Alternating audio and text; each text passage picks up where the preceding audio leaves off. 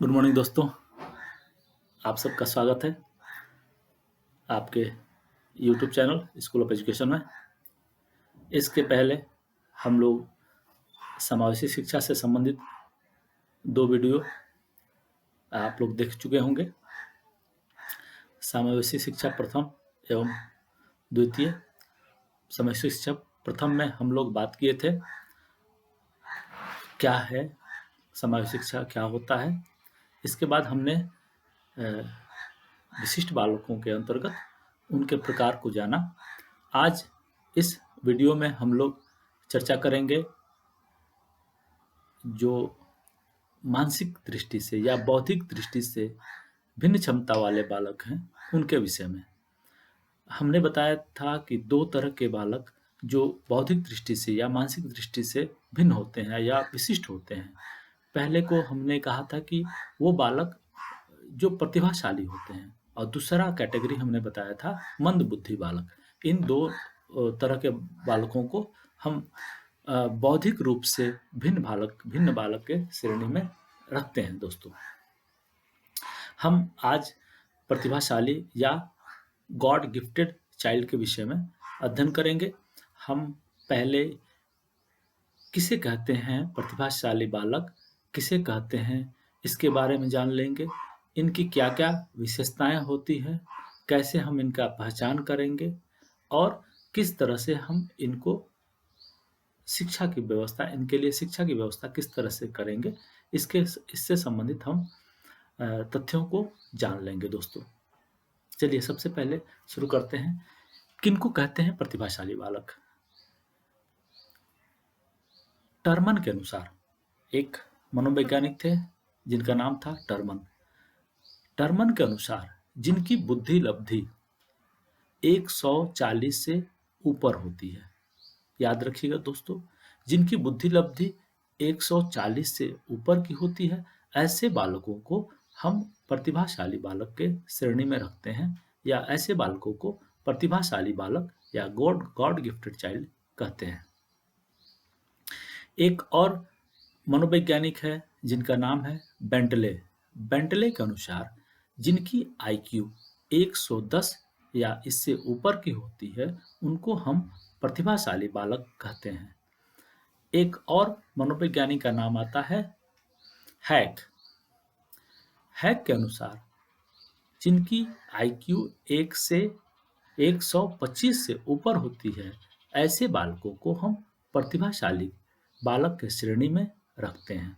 लेकिन दोस्तों, यदि परीक्षा में आपको आता है कि किन बालकों को प्रतिभाशाली बालक कहेंगे, यदि मनोवैज्ञानिक का नाम नहीं लिखा होगा तो आप अपना उत्तर देंगे जो टर्मन ने दिया था, 140 से अधिक या ऊपर वाले आईक्यू वाले बालकों को प्रतिभाशाली बालक कहते हैं। अब कई बार प्रश्न पूछ दिया जाता है कि औसत कितने से ऊपर आईक्यू वाले बालकों को हम प्रतिभाशाली बालक के श्रेणी में रखते हैं। तो दोस्तों, जब औसत शब्द होगा तो ध्यान दीजिएगा, तब आपका उत्तर होगा 125 से ऊपर आईक्यू वाले बालक को हम प्रतिभाशाली बालक कहते हैं। दोस्तों, जब नाम दिया होगा बेंटले के अनुसार या हैक के अनुसार या टर्मन के अनुसार, ऐसे जब नाम से प्रश्न आता है तो आप उस मनोवैज्ञानिक द्वारा जो दिया गया परिभाषा है उसको देंगे। यदि कोई नाम नहीं रहता है तो टर्मन का जो है 140 से ऊपर आईक्यू वाले बालक को प्रतिभाशाली बालक कहेंगे। यदि औसत पूछा जाए कि औसत कितने आईक्यू से ऊपर वाले बालक को हम प्रतिभाशाली बालक कहते हैं, तब जब औसत होगा तो आपका उत्तर हो जाएगा दोस्तों 125 से ऊपर। ठीक है, आगे चर्चा करते हैं। भाषाएं हैं दोस्तों, जैसे सांख्यिकी की दृष्टि से हम किनको प्रतिभाशाली बालक कहते हैं, तो किसी भी समुदाय का 20% उच्चतम जनसंख्या का भाग प्रतिभाशाली बालक होते हैं। किसी भी समुदाय के 20% उच्चतम जनसंख्या का भाग प्रतिभाशाली बालक होते हैं। अब यूएस कमीशन ऑफ एजुकेशन या कहीं कहीं यूएस ऑफिस ऑफ एजुकेशन लिखा रहता है, उसके अनुसार किसी भी कक्षा में 3 से 5% बालक प्रतिभाशाली बालक होते हैं। यदि यह पूछ दिया जाए कि यूएसए कमीशन ऑफ एजुकेशन के अनुसार कितने परसेंट बालक कक्षा में प्रतिभाशाली बालक होते हैं, तो आपका उत्तर होगा 3 से 5% बालक कक्षा में प्रतिभाशाली बालक होते हैं। आईक्यू के आधार पर टोटल दो दो प्रतिशत छात्र प्रतिभाशाली बालक होते हैं। ठीक है दोस्तों, आगे हम बात करेंगे कि प्रतिभाशाली बालकों की क्या क्या विशेषताएं हैं, कैसे हम उनको पहचान लेंगे, क्या क्या उनके लक्षण होते हैं, इस पे बात करेंगे दोस्तों। चलिए विशेषता जान लेते हैं। सामान्य या औसत आईक्यू जिनकी 125 से ऊपर होती है, ऐसे बालकों को हम प्रतिभाशाली बालक कहते हैं। पहला विशेषता तो यही है कि औसतन 125 से ऊपर आईक्यू वाले बालकों को हम प्रतिभाशाली बालक कहते हैं। दूसरी विशेषता क्या है? इनमें जो सामान्य समझ होती है वह इनमें अधिक विकसित होती है दोस्तों। आगे हम और इनकी विशेषताओं को जान लेंगे। ऐसे बालक जो प्रतिभाशाली बालक होते हैं, कठिन मानसिक कार्यों का निष्पादन करते हैं। ऐसे बालक जो प्रतिभाशाली होते हैं, कठिन मानसिक कार्यों का निष्पादन करते हैं दोस्तों। समाज के प्रति इनका दृष्टिकोण सकारात्मक होता है। आलोचनात्मक चिंतन, विवेचनात्मक चिंतन, अमूर्त चिंतन, अधिक कल्पनाशील आदि चिंतन अधिक विकसित होता है ऐसे बालकों में। प्रतिभाशाली बालक किसी भी कार्य पर अधिक ध्यान केंद्रित करते हैं। यह अधिक एकाग्र होते हैं, इनका कंसंट्रेशन अच्छा होता है, वह किसी भी कार्य पर अधिक ध्यान केंद्रित करते हैं। यह बालक अपने समुदाय में अधिक लोकप्रिय होते हैं। जैसा कि आप सभी जानते हैं कि समाज में ऐसे बालकों की लोकप्रियता अधिक होती है दोस्तों। यह बालक अपनी कक्षा के अतिरिक्त अन्य पाठ्यक्रम में रुचि लेते हैं। जैसे आप जानते ही होंगे, जो विद्यालयों में या अतिरिक्त कक्षाएं चलाई जाती हैं या कोई भी अलग एक्टिविटी की बात आती है, तो उनमें यह अपनी कक्षा से हटकर उनमें अधिक रुचि लेते हैं। इन बालकों में अधिक जिज्ञासा होती है। इनकी जिज्ञासा सामान्य बालकों से अधिक होती है। यह बालक उद्देश्य केंद्रित या लक्ष्य केंद्रित होते हैं। ऐसे बालक जो प्रतिभाशाली बालक होते हैं, वह उद्देश्य केंद्रित होते हैं या लक्ष्य केंद्रित होते हैं दोस्तों। यह बालक स्पष्टवादी होते हैं। यह अपनी बातों को बिल्कुल सामान्य स्थिति में यह किसी से कह देते हैं। यह बालक स्पष्ट बालक होते हैं दोस्तों। इनमें विद्रोह तथा नकारात्मक प्रवृत्तियां भी पाई जाती है। कुछ बालक आप देखे होंगे, वह जो प्रतिभाशाली होते हैं, वह व्यवस्था के प्रति या अपने विद्यालय के प्रति यदि उनमें असंतोष होता है, तो यह बालक विद्रोह कर देते हैं। इनमें नकारात्मक प्रवृत्तियां भी पाई जाती है। बहुत से प्रतिभाशाली बालक फ्रस्ट्रेटेड जीवन जीने लगते हैं। आगे और कुछ विशेषताओं को जान लेते हैं। ऐसे बालक का हस्तलेखन अच्छा नहीं होता है। यह हस्तलेखन में लापरवाह होते हैं। ठीक है दोस्तों, आगे ऐसे बालक संवेगात्मक रूप से स्थिर होते हैं। यह अपने संवेगों को अपने बस में रखते हैं। उसके बाद से इनमें जो इमोशनल इंटेलिजेंस होता है, संवेगात्मक बुद्धि, वह अच्छा होता है। यह स्पष्ट चिंतन कर पाते हैं। ऐसे बालक, प्रतिभाशाली बालक, सूक्ष्म अवलोकन करते हैं दोस्तों। और हम बात करते हैं, जो ऐसे बालक होते हैं, प्रतिभाशाली बालक होते हैं, उनमें अर्थ ग्रहण करने की क्षमता अधिक होती है। ये इनकी प्रतिभाशाली बालकों की यह कुछ सामान्य विशेषताएं थी। यह प्रश्नों इनमें से ऐसे प्रश्न आता है, नकारात्मक तरह के प्रश्न आता है कि इनमें से कौन सा लक्षण प्रतिभाशाली बालकों में नहीं होता है। तो इनमें से कोई 3 लक्षण दिया होगा और कोई ऐसा लक्षण दिया होता है जो कि इनमें नहीं होता है। इस तरह के प्रश्न इनमें पूछा जाता है। यह प्रश्न टेट में भी ऐसे प्रश्न पूछे जाते हैं, सीटेट में भी ऐसे प्रश्न पूछे जाते हैं, नेट में भी ऐसे प्रश्न पूछे जाते हैं। असिस्टेंट प्रोफेसर की जो परीक्षाएं होती हैं, चाहे लोक सेवा आयोग से या उच्चतर शिक्षा सेवा चयन आयोग से, उनमें भी इस तरह के प्रश्न पूछे जाते हैं दोस्तों। आगे हम बात करते हैं कि इनको कैसे पहचानेंगे। जो विशिष्ट जो प्रतिभाशाली बालक हैं, उनको कैसे हम पहचानेंगे। पहचानने का 3 तरीका हो सकता है दोस्तों। एक तो परीक्षण द्वारा, हम जो आईक्यू टेस्ट होता है उसके द्वारा इनकी आईक्यू ज्ञात करके हम पहचान लेंगे कि यह बालक प्रतिभाशाली बालक है। ठीक है दोस्तों, वह आजकल मार्केट में, बाजार में कई ऐसे टेस्ट उपलब्ध हैं जो आईक्यू टेस्ट होते हैं। उनके द्वारा हम उनकी आईक्यू को याद करके उनको प्रतिभाशाली बालक के रूप में पहचान कर सकते हैं। उसके बाद अवलोकन द्वारा, जो ये विशेषताएं हैं, इन विशेषताओं को ध्यान में रखते हुए जब हम बालक को अवलोकन करते हैं तो उसके द्वारा भी हम पहचान जाते हैं कि यह बालक प्रतिभाशाली बालक है। या विद्यालय के जो अभिलेख हैं उनके द्वारा इनकी उपलब्धि और इनके विद्यालय में इनके और सब जो पाठ्य सहगामी क्रियाएं हैं उनके बारे में जानकर हम विद्यालय अभिलेखों से भी पहचान कर सकते हैं कि यह बालक प्रतिभाशाली बालक है दोस्तों।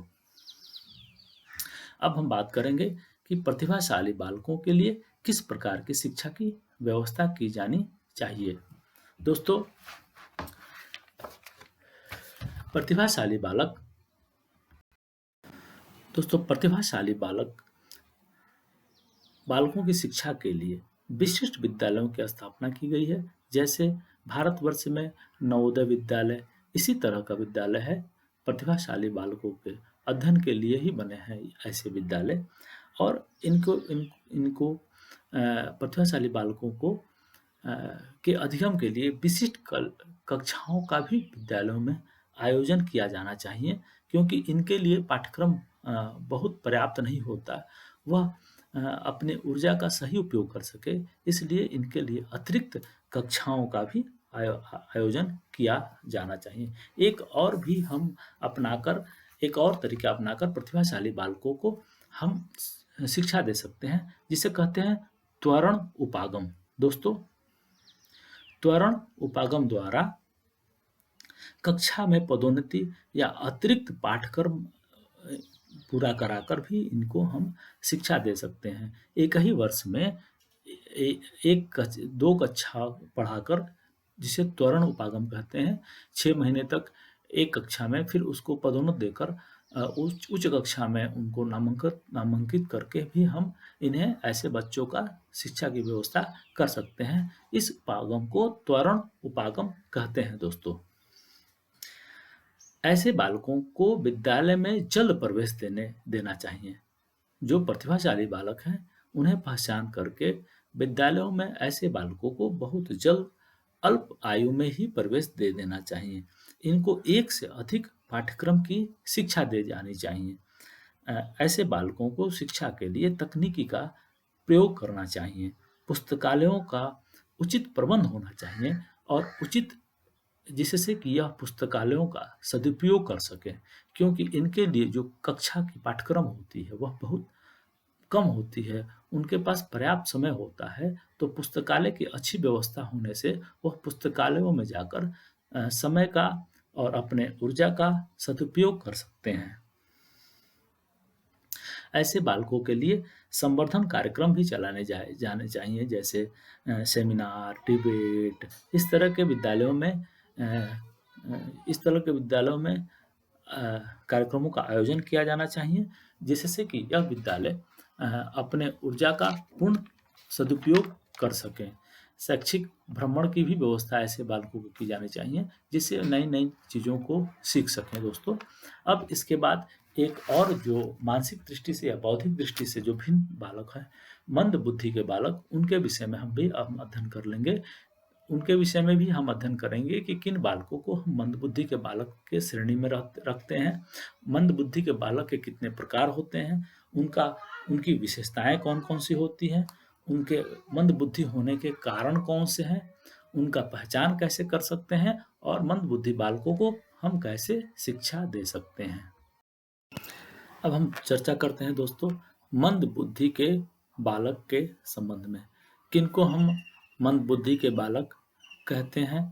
मंद बुद्धि के बालक वे बालक होते हैं जिनकी आईक्यू, याद रखिएगा दोस्तों, जिनकी आईक्यू 70 से कम होती है।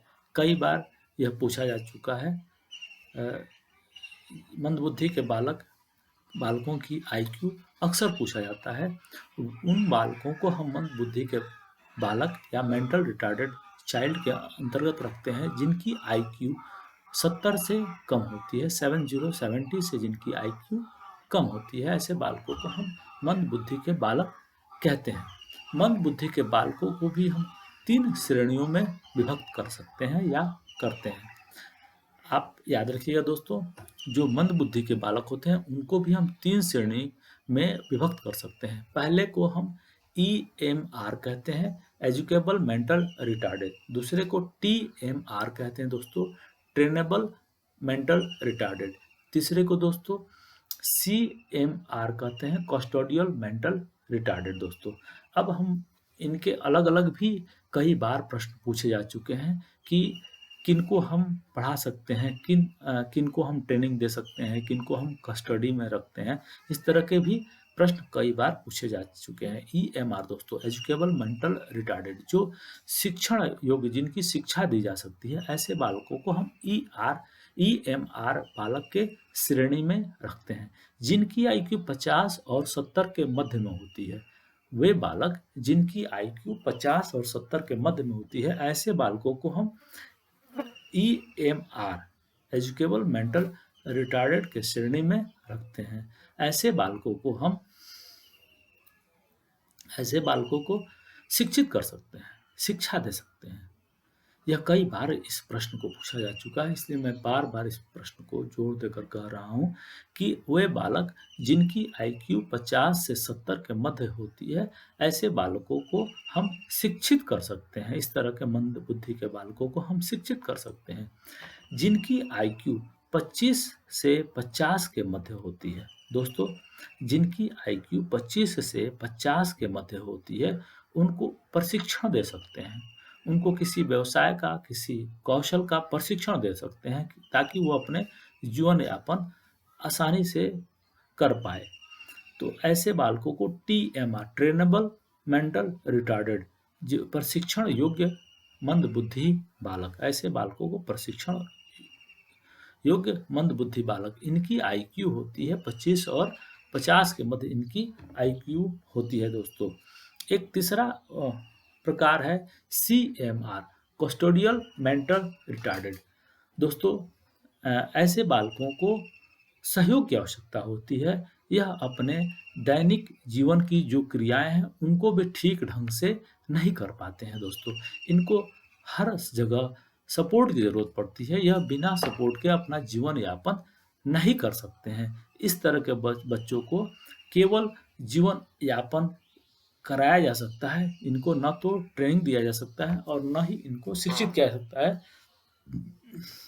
ऐसे बालकों की आईक्यू जिनकी 25 से कम होती है, उनको हम CMR की श्रेणी में रखते हैं। इनको केवल देखभाल किया जा सकता है। दोस्तों अब आइए हम चर्चा करते हैं जो मंद बुद्धि के बालक हैं उनकी क्या क्या विशेषताएं हैं। दोस्तों एक बात आप समझ जाइएगा, औसत बालक किनको कहते हैं? किस आईक्यू के मध्य आईक्यू वाले बालकों को औसत बालक कहते हैं। जिनकी आईक्यू 90 से 110 की बीच होती है, ऐसे बालकों को हम औसत बालक कहते हैं। दोस्तों प्रतिभाशाली बालक कौन है? जिनकी आईक्यू 140 होती है या औसत जिनकी आईक्यू 125 से ऊपर होती है, ऐसे बालकों को हम प्रतिभाशाली बालक कहते हैं। तो यह जितना औसत से प्रतिभाशाली ऊपर होते हैं, ठीक उतना ही लगभग नीचे होते हैं मंद बुद्धि बालक। तो जो विशेषताएं हमने प्रतिभाशाली बालक की बताई, ठीक उसका उल्टा लगभग उनका ठीक विपरीत होता है मंद बुद्धि बालकों की विशेषताएं। आइए चर्चा करते हैं मंद बुद्धि बालकों की क्या क्या विशेषताएं होती हैं। दोस्तों पहला, इन बालकों में संवेदी गामक क्रियाएं मंद या धीमी होती है। ऐसे बालकों में जो संवेदी गामक क्रियाएं होती है या तो मंद होती है या बहुत धीमी होती है। दूसरी विशेषता क्या है? यह अपनी शारीरिक आवश्यकताओं की अभिव्यक्ति नहीं कर पाते हैं। देखिए, जो मैं विशेषता बता रहा हूँ, यह जरूरी नहीं कि तीनों प्रकार के बालक ईएमआर, टीएमआर और सीएमआर के लिए उपयुक्त हो। चूंकि तीनों मिलाकर हम मंदबुद्धि के बालक कहते हैं, तो हो सकता है कि वह ईएमआर के लिए लागू न हो। जैसे यह अपनी शारीरिक आवश्यकताओं की अभिव्यक्ति नहीं कर पाते। कौन नहीं कर पाता? ईएमआर वाले कर लेंगे दोस्तों। सिर्फ सीएमआर वाले, जो कस्टोडियल मेंटल रिटार्डेड होते हैं, ऐसे प्रकार के जो बालक होते हैं वो अपने शारीरिक आवश्यकताओं की अभिव्यक्ति नहीं कर पाते हैं। आगे आगे देखते हैं। शारीरिक तथा मानसिक विकास खराब होता है। हम प्रतिभाशाली बालकों के लिए बताए थे कि उनका शारीरिक तथा मानसिक विकास अच्छा होता है, तो उसका ठीक विपरीत जो मंद बुद्धि के बालक होते हैं, उनका शारीरिक तथा मानसिक विकास खराब होता है दोस्तों। हमने वहाँ कहा था कि जो मानसिक क्रियाएं हैं, चिंतन, कल्पना, दिवास्वप्न आदि, उनमें अधिक विकसित होता है। तो ठीक उसके उल्टा मंद बुद्धि बालक में चिंतन, कल्पना, दिवा स्वप्न आदि विकसित नहीं होता है या बहुत ही अल्प विकसित होता है। ठीक है दोस्तों। आगे, इनका आईक्यू का स्तर 70 से कम होता है। यह पहले भी प्रतिभाशाली बालकों के लिए मैंने बताया था कि प्रतिभाशाली बालकों की आईक्यू 140 से, टर्मन के अनुसार 140 से ऊपर होती है, और औसत यदि बात करते हैं तो 125 से ऊपर औसत आईक्यू वाले बालकों को प्रतिभाशाली बालक कहते हैं। और मंदबुद्धि बालक किनको कहते हैं? जिनकी आईक्यू 70 से कम होती है, ऐसे बालकों को हम मंदबुद्धि के बालक कहते हैं दोस्तों। इनमें स्मृति स्तर तथा ध्यान स्तर कम होता है। यह चीजों को उतना देर तक धारण नहीं कर पाते, स्मृति इनकी कमजोर होती है दोस्तों। यह बालक, जो मंदबुद्धि बालक होते हैं, किसी भी वस्तु, पदार्थ, उद्दीपक पर अधिक समय तक ध्यान केंद्रित नहीं कर पाते। ठीक इसका उल्टा मैंने कहा था प्रतिभाशाली बालकों में कि ऐसे बालक ध्यान या अपने मन को एक स्थान पर अधिक देर तक एकाग्र कर पाते हैं। ठीक उसके उल्टा ये ऐसे बालक, जो मंदबुद्धि बालक होते हैं, किसी वस्तु या पदार्थ या उद्दीपक पर अधिक समय तक ध्यान केंद्रित नहीं कर पाते हैं दोस्तों। अब चलिए आगे बात करते हैं। ऐसे बालकों की मानसिक या सामाजिकता एवं समायोजन संबंधित समस्याओं से ग्रसित होते हैं। यह समायोजन संबंधी समस्याओं से ऐसे बालक जो होते हैं, मंदबुद्धि के बालक, वो समायोजन उनकी समाज में ठीक नहीं होता, वह समायोजन के लिए परेशान रहते हैं दोस्तों। इन बालकों में असफलता का भय बना रहता है। जो मंदबुद्धि बालक होते हैं, उन बालकों में असफलता का भय बना रहता है, सदैव भय बना रहता है कि कहीं मैं असफल न हो जाऊं। इनमें आत्मनिर्भरता की कमी पाई जाती है। ऐसे बालकों में आत्मनिर्भरता की कमी पाई जाती है। इन बालकों को भाषा के पूर्ण ज्ञान नहीं होता। ऐसे बालक अशुद्ध भाषा का प्रयोग करते हैं, इनका पूर्ण ज्ञान नहीं होता है। इन बालकों में व्यवहारिक ज्ञान, तार्किक चिंतन तथा सामान्य समझ में अपरिपक्वता दिखाई देता है। ऐसे जो बालक होते हैं, उनमें जो व्यवहारिक ज्ञान है, तार्किक चिंतन है और सामान्य समझ है, उनमें अपरिपक्वता दिखाई देता है। अगला विशेषता है दोस्तों, ये कारण में संबंध स्थापित नहीं कर पाते। कोई भी घटना किस कारण से हुई, उसके पीछे क्या कारण था, तो कार्य और कारण में यह संबंध, ऐसे बालक कार्य और कारण में संबंध स्थापित नहीं कर पाते हैं। बात करेंगे मेंटल रिटार्डेड या मंदबुद्धि बालकों के क्या क्या कारण है जिनके कारण से मंदबुद्धि के बालक हो जाते हैं। तो जो सबसे पहला कारण है, गुण सूत्रों की विकृति। आप जानते हैं कि हमारी कुल 46 गुण सूत्र होते हैं। यदि इनमें विकृति आ जाए, कम हो जाए या बेसी हो जाए, तो इनके कारण भी मानसिक मंदता हो जाती है दोस्तों। इसके बाद अंडाणु के निषेचन में कोई दोष उत्पन्न हो जाता है, उससे भी मंदबुद्धि के बालक जन्म लेते हैं। जन्म से ही वो मंद बुद्धि के बालक हो जाते हैं। उसके बाद जन्म के समय कोई रोग या प्रसव के समय यदि कोई समस्या हो जाती है, उससे भी मानसिक मंदता हो जाती है। और चोट से, दुर्घटना से, कुपोषण से आदि से भी मानसिक मंदता होती है। जो प्रतिकूल वातावरण भी एक बहुत बड़ा बड़ा कारण है मानसिक मंदता का। प्रतिकूल वातावरण में भी रहने वाले बालक मानसिक मंद हो जाते हैं। अब हम जान लेंगे कि मानसिक मंद बालक या मेंटल रिटार्डेड चाइल्ड की पहचान कैसे करेंगे, क्या किन किन विधियों द्वारा ऐसे बालकों की हम पहचान करेंगे।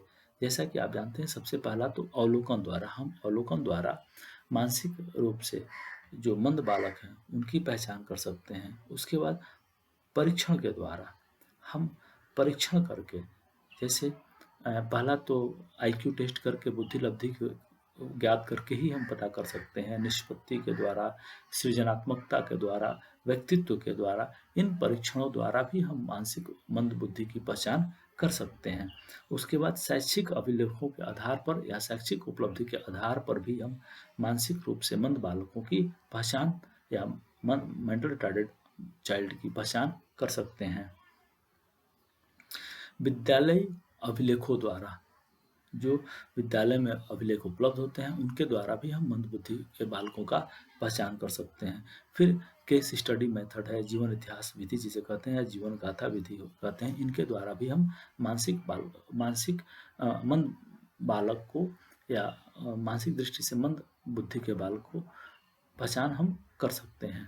अब मंद बुद्धि के बालकों की शिक्षा की क्या व्यवस्था की जानी चाहिए, इसे हम देख लेते हैं दोस्तों। इनके शिक्षा के लिए विशिष्ट विद्यालय की स्थापना की जानी चाहिए। जिस तरह से प्रतिभाशाली बालकों के लिए विशिष्ट बालकों की विशिष्ट विद्यालयों की स्थापना की गई है, नवोदय विद्यालय आदि की स्थापना की गई है, ठीक उसी प्रकार मानसिक रूप से मंद बुद्धि के बालकों के लिए भी हमें विशिष्ट विद्यालय की स्थापना की जानी चाहिए। विशिष्ट कक्षाओं का आयोजन भी इनके लिए किया जाना चाहिए। दोस्तों, परीक्षाओं में इनके शिक्षा के लिए 3 उपाय दे दिए जाते हैं। एक ऐसा उपाय रहता है जो इनके लिए उपयोगी नहीं होता है। आपको उनमें से ऐसे प्रश्न पूछे जाते हैं कि इनमें से कौन-सा तरीका कौन-सा विधि द्वारा मानसिक रूप से मंद बुद्धि के बालकों को शिक्षा नहीं दिया जा सकता है दोस्तों।